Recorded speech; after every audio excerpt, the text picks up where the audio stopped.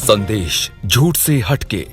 दिल्ली में केजरीवाल साहब के साथ में यानी आम आदमी पार्टी के साथ में जो समझौता हुआ है उसका क्या इम्पैक्ट पड़ेगा दिल्ली में, और वो समझौता क्या है और कब तक वो सामने आ रहा है? आपके पास दिल्ली की बहुत अच्छी खबरें रहती हैं और मैंने देखा है आपके ट्वीट को केजरीवाल रीट्वीट करते हैं, इसलिए इसलिए आप अंदर की खबर बता सकते हैं।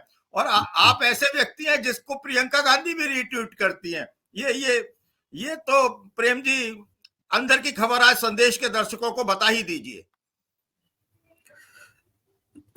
हरि जी, देखिए, अंदर की खबर बाहर हो चुकी है। आज प्रेस कॉन्फ्रेंस हो गया, कल तक जो बातें अंदर की थी आज बाहर की हो गई, और कांग्रेस और आम आदमी पार्टी में समझौता हो गया, ऐलान हो गया मिलकर लड़ेंगे। और ये भी कहा गया कि अगर ये इंडिया गठबंधन में नहीं आते आम आदमी पार्टी तो शायद उनको जेल जाने की नौबत नहीं आती। तो उन्होंने प्रेस कॉन्फ्रेंस करके कह दिया कि हम तो इंडिया गठबंधन में रहेंगे, चाहे जेल भेजना हो चाहे फांसी देना हो, हम इसके लिए तैयार हैं। अब इससे ज्यादा तो स्पष्ट रूप से बात नहीं कही जा सकती, लेकिन दिल्ली में 4 सीटों पर आम आदमी पार्टी और 3 सीटों पर कांग्रेस लड़ रही है। दोनों अपने तय जो है सम्मानजनक महसूस कर रहे हैं। पिछले चुनाव में कांग्रेस सभी 7 सीटों पर दूसरे नंबर पर थी, लेकिन विधानसभा चुनाव में कहीं नहीं थी, तो उस हिसाब से वो दावा बन नहीं रहा था कि सभी सीटों पर आपको ज्यादा सीटों पर दिया जाए, क्योंकि आम आदमी पार्टी लगातार 3 बार सत्ता में है। एक पहले छोटी अवधि के लिए कांग्रेस के समर्थन से, बाद में अपनी पूरी ताकत के साथ, तो एक सहमति बन गई। इसके अलावा गुजरात से भी अच्छी खबर है कि गुजरात में भी भरूच सीट दे दी जा रही है, जिसमें कांग्रेस को दिक्कत थी देने में, लेकिन मान गए हैं। इसके अलावा मध्य प्रदेश में खजुराहो की सीट दी जा रही है आम आदमी पार्टी को। तो एक राष्ट्रीय स्तर पर सहमति जो है बन गई है आम आदमी पार्टी में, और आम आदमी पार्टी ने जब कह दिया है कि चाहे फांसी हो या जेल जाए, हम तो इंडिया गठबंधन में रहेंगे। और ये भी कहा कि हमें संदेश दिया जा रहा था कि आप इंडिया गठबंधन छोड़ दीजिए, सीट शेयरिंग कांग्रेस के साथ मत कीजिए, आपको कुछ नहीं होगा, आप जेल भी नहीं जाएंगे, आप बच जाएंगे। अब अरविंद केजरीवाल के सामने यही रास्ता था। यह ऐसा ही ऑफर मनीष सिसोदिया को भी दिया गया था कि आप अपना आदमी लेके हमारे साथ आ जाइए, हम आपको मुख्यमंत्री बना देंगे और अरविंद केजरीवाल से आप अलग हो जाइए। तो न मनीष सिसोदिया अरविंद केजरीवाल से अलग हुए और न अरविंद केजरीवाल इंडिया गठबंधन से अलग होने को तैयार हैं। ये जज्बा झारखंड से ने और मजबूत किया। इंडिया में ये हेमंत सोरेन जेल जाने को तैयार हुए, लेकिन इंडिया गठबंधन छोड़ने के लिए तैयार नहीं हुए। तो वो चीज यहाँ भी पूरे आसार हैं कि जेल भेजने की पूरी तैयारी है, जैसा आम आदमी पार्टी का दावा है। ये बड़ी घटना है और ये सब जनता के सामने है, दिख रहा है। हम ये कहते हैं हरि जी की जब बहुत पुरानी बात है कि आप कुछ चीज करने के लिए ठान लेते हैं तो पूरी कायनात आपके उस ठानी हुई बात को पूरा करने में लग जाती है। ये जनता ने इस बार परिवर्तन ठान लिया है, तो नतीजा ये है कि पूरी कायनात इस परिवर्तन को मूर्त रूप देने में लग गई है। बीजेपी जो स्टेप ले रही है वही बीजेपी को उल्टा पड़ रहा है। एक समय लगता था कि इंडिया गठबंधन हो ही नहीं सकता, सीट शेयरिंग हो ही नहीं सकती, तो इन्होंने ऐसा किया, इंडिया गठबंधन को तोड़ भी लिया। और लेकिन अब हालात क्या हो रहे हैं? वही तोड़ फोड़, वही सारी एक्टिविटीज उल्टा पड़ रही है।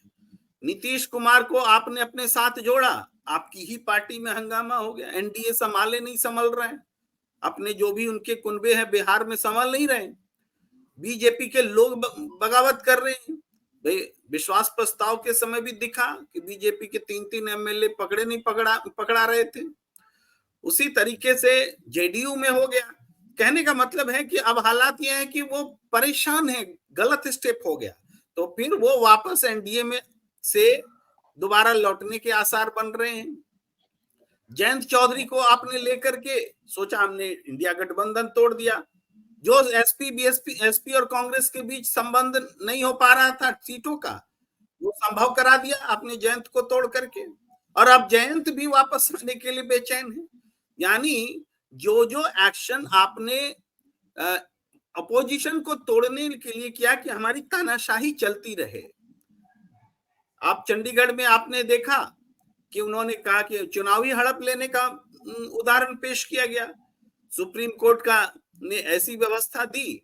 हालात ये है कि ईवीएम का आंदोलन तेज पकड़ गया। अब जनता को विश्वास होने लगा कि नहीं, ये ईवीएम से घपला कर सकते हैं। पहले विश्वास नहीं हो रहा था, अब विश्वास होने लगा। तो इन बीते दिनों में जितनी घटनाएं हुई हैं, जनता ने परिवर्तन की इच्छा जो जताई, उस परिवर्तन की इच्छा के अनुरूप बीजेपी ने ऐसे काम किए जो उसको अनुकूलित बनाता चला गया, उसकी इच्छा को पूरी करने वाला माहौल बनाता गया।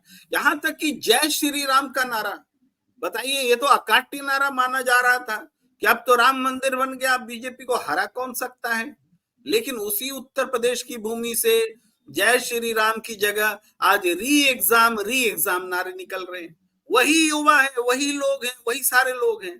कल जय श्री राम कर रहे थे, इसलिए नहीं कि आध्यात्मिक नजरिए से करे तो किसी को क्या दिक्कत है, लेकिन ये तो नरेंद्र मोदी जी को जय श्री राम का अवतार मान करके कर रहे थे, लेकिन मोह भंग हो गया। री एग्जाम कर रहे हैं। मोदी जी को जवाब नहीं सूझ रहा है। राहुल गांधी ने कह दिया कि यहाँ के लड़के जो है बेरोजगार, नशे में रहते हैं, शराब पीते रहते हैं। तो नरेंद्र मोदी जी ने कहा कि ये उत्तर प्रदेश का अपमान है। अब नरेंद्र मोदी जी ने बहुत बार ये कार्ड खेला हुआ है, मुझे नीच कहा गया, मेरी माँ को गाली दी गई, मेरी जाति को गाली दी गई, तमाम तरह की बातें उन्होंने खेली है चुनाव के समय में, उससे वोट हासिल किए हैं। लेकिन इस बार वो कार्ड भी फेल होता नजर आ रहा है। सबको पता है कि बाप अपने बच्चों को डांटता है, आवारागर्दी करोगे क्या, नशे में रहोगे क्या, नशेड़ी हो क्या, तो वो बाप होता है। तो नेता का भी यही काम होता है। नेता बेरोजगारों को क्या नशे में अगर वो जाए तो रोके नहीं, कहे नहीं, लेकिन ये इनको अपमान लग रहा है, लेकिन जनता इस बात को उत्तर प्रदेश के अपमान से जोड़ने के लिए तैयार नहीं है। ये सारी चीजें आज जो बीजेपी स्टैंड ले रही है प्रतिकूल होती चली जा रही है, उल्टी होती चली जा रही है, और इसका कारण उनके द्वारा किए गए बीते समय में कुकर्म है, जन विरोधी कार्य हैं। जो आप देखिए, किसानों का आंदोलन चल रहा है। राहुल गांधी ने कहा कि हम सत्ता में आएंगे तो एमएसपी की गारंटी कर देंगे। अब राहुल गांधी गारंटी करेंगे तो मोदी जी क्या करेंगे? मोदी जी ने पूरा एक हिसाब लगा करके टीवी चैनल को बैठा दिया और समझा दिया कि 43 लाख करोड़ का खर्चा आएगा कर्ज माफी और एमएसपी देने में। ये जीडीपी से भी ज्यादा है, कैसे होगा? ये झूठ बोल रहे हैं। एक गलत आंकड़ा, एक बिल्कुल अवास्तविक आंकड़ा और सबसे बड़ा झूठ वो फैलाने लगे। आसमान से अपनी जनता पर बम बरसाने लगे, पिस्तौल चला करके हत्या करने लगे आंदोलनकारी को। तो हम यहाँ, अगर आपके पास थोड़ा वक्त हो तो थोड़ा सा और मैं समय लेना चाहता हूँ। जी। आंदोलनकारी को आप क्या समझते हैं? आंदोलन मतलब आंदोलन क्या होता है? जो आप सरकार को एक परिस्थिति देता है कि असंतोष का निपटारा कीजिए। असंतोष को खत्म करने के लिए आंदोलन होता है। आंदोलन कभी भी नेगेटिव नहीं होता। आंदोलन कभी भी सत्ता के लिए खतरा नहीं होती। आंदोलन सत्ता का सहयोग करने के लिए होती है। जब सत्ता समझने लगती है कि आंदोलन हमारे लिए खतरा है, तब वह और बड़ा खतरा बन जाती है। अगर सत्ता समझती है कि आंदोलन हमको सहयोग कर रहा है, इस बहाने हम असंतोष का खात्मा कर लें, तब वही आंदोलन सत्ता के साथ को मददगार साबित होता है। आंदोलन अगर निगेटिव होता तो देश में सारी राजनीतिक पार्टियां कोई भी आंदोलन नहीं कर रही होती, कभी नहीं किया होता अगर वो देश के खिलाफ होता। आंदोलन वास्तव में असंतोष को इकट्ठा करता है और संवैधानिक तरीके से उसको हल करने का अवसर देता है। इसीलिए आंदोलन पवित्र है और इसीलिए हम आंदोलन को संवैधानिक रूप से मान्यता भी दिए रहते हैं। इस चीज को भुला करके आपने अपने मन में बिठा लिया कि ये सारे लोग आंदोलन जीवी हैं, ये सारे लोग हमारे खिलाफ खड़े हैं, ये मेरे लिए जान नहीं दे रहे हैं, ये तो अपने लिए जान दे रहे हैं। इस तरीके से उन्होंने एक सोच को ही नेगेटिव बना लिया। नतीजा ये है कि सादे कपड़े में पुलिस को भेजा जाता है, अपहरण किया जाता है, पिस्तौल से गोली चलाई जाती है बिना ऑफिशियल ऑर्डर के। ये हत्या है, ये अपहरण है, ये पुलिस के हाथों ये कुकर्म कराया जा रहा है।